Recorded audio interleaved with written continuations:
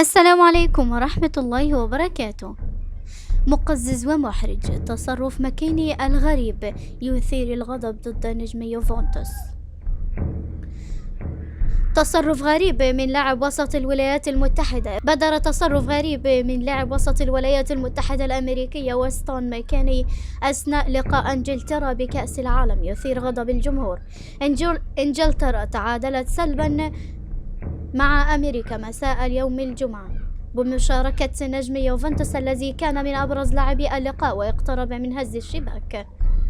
وفي الدقيقة 38 قام ماكيني بتصرف غريب بمسح العرق من يديه في أحد المصورين الجالسين على حدود الملعب وسط دهشة الرجل وزميله بجواره.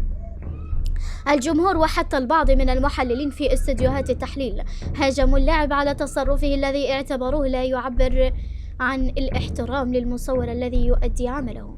ماكيني يعد من أبرز نجوم الفريق الأمريكي الحالي ويلعب مع يوفنتوس منذ سنتين عندما انضم له من شاكله على سبيل الإعارة التي تحولت لانتقال نهائي بعد إثبات نفسه مع السيدة العجوزة.